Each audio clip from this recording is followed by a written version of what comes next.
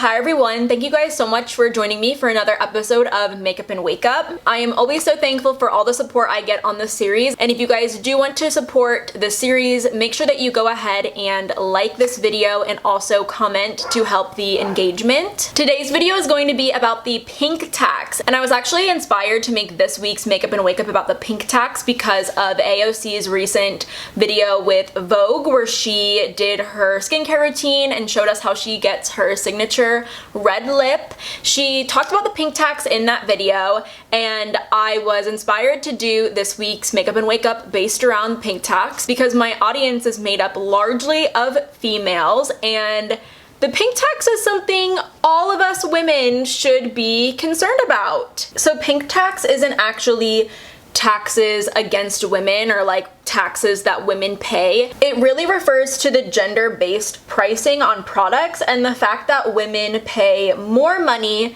for products compared to men. So products like razors and toothbrushes and even prescription drugs that are marketed towards women are often priced higher for no other reason than they are just more feminine. They appear to be more feminine. They might be in more feminine packaging, or they might be colored differently. And the pink tax doesn't just have to do with grooming products. We also see that women pay more for mortgages and car loans and even dry cleaning compared to men. In almost any situation when money is involved, women spend more than men almost 42% of the time, and women also have a more difficult time trying to get loans when they are trying to start their own businesses. And while talking about the pink tax, we also need to remember that women do make less money than men do. So not only are we making less money, we're also being charged more for regular everyday items. So because the sales tax system in the US was created decades ago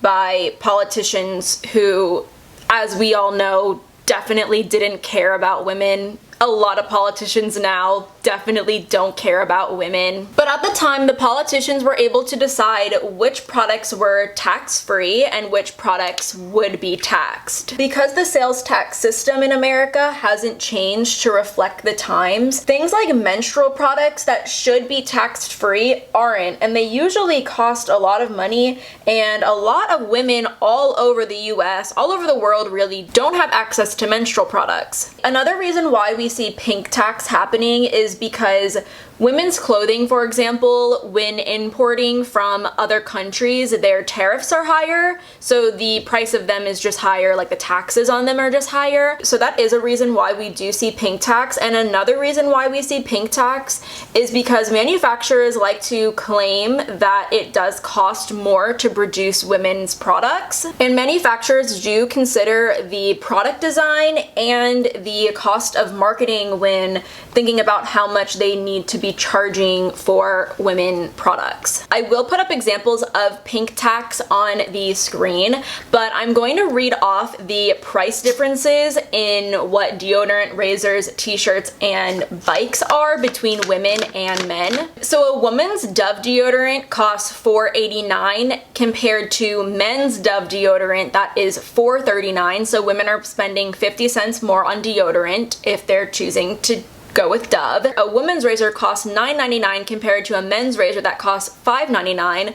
Women's tees cost $8 compared to men's tees that cost $7. A girl's Disney princess bike cost $94.99 compared to a boy's Cars bike that cost $79.99. The proof is in the pudding, it's right there for you. So what I said in the beginning about pink tax not really being an actual tax doesn't apply when we talk about menstrual products, because there is an actual tax on menstrual products, and a lot of people and groups actually believe that menstrual products should be free. So there was an article written in The Guardian talking about why menstrual products should be free. And they actually got a lot of backlash for it. I don't know why.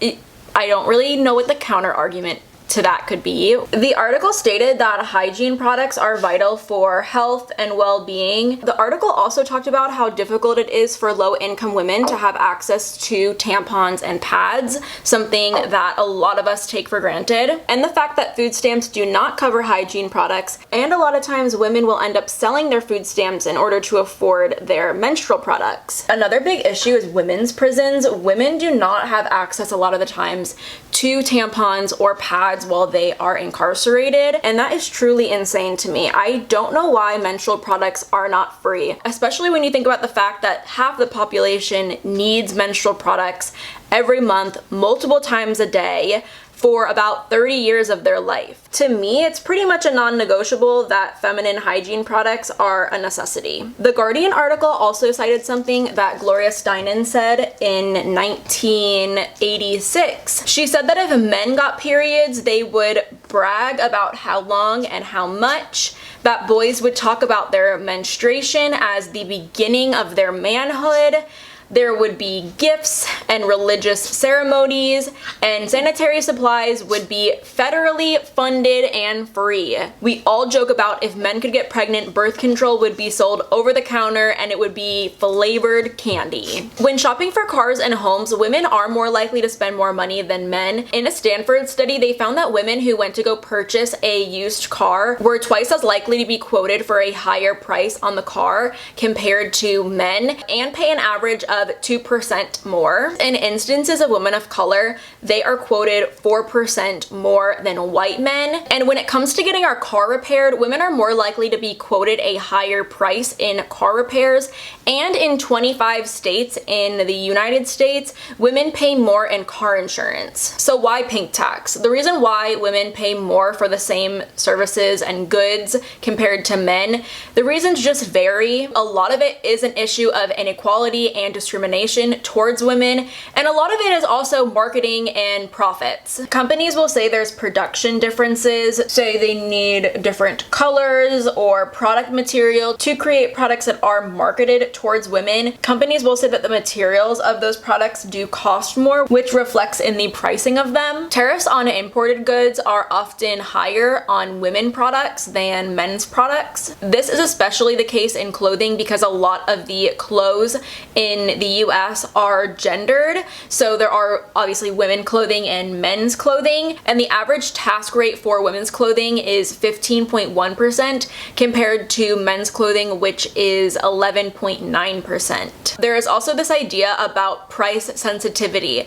Companies have noticed that women are less price sensitive, which just means that they are not really affected by the price of something if it goes down or if it goes up. They are still going to purchase a product that they like using if the price of that product does go up. This is a beauty channel. We literally see that all the time. We see prices of things that we enjoy using in our everyday life go up, and we continue to purchase those items because we really like them. And because of this, companies will really just up the price of their items because they can. As a country here in the United States, we are making some progress on this issue, and by progress I really just mean that it has gotten more awareness. People are now more aware of the pink tax. Also, under the Affordable Care Act, which was passed under the Obama administration, insurance companies are not allowed to charge women more for identical services that men also get, and insurance companies must cover birth control, which I would argue, and I hope many of you guys would argue, that birth control is much more of a human right than Viagra is. A little bit more recently, in 2018, Democratic Representative Jackie Spear introduced the Pink Tax Repeal Act. The act intended to prohibit the pricing of consumer products and services that are substantially similar if such products or services are priced differently based on the gender of the individuals for whose use the products are intended or marketed, or for whom the services are performed or offered. This bill unfortunately failed, and in 2019, lawmakers in 22 states states were wanting to repeal the tampon tax, but none of the bills that they introduced went into law. Both of these recent events can be discouraging, but don't get discouraged. Continue spreading the word and awareness about pink tax. Share this video with your friends and family, just women in your life, share it, or even men in your life. Men definitely need to be more conscious of women and women's rights. Just by spreading the word and bringing awareness to pink tax, more pressure will be put on legislators and hopefully we will see a change. That is going to be it for today's Makeup and Wake Up. I really hope that you guys enjoyed this week's episode. As always, thank you guys so much for the support on the series. My sister and I really appreciate it. Make sure you are subscribed and you have your notifications on so you can get notified next time I post another Makeup and Wake Up.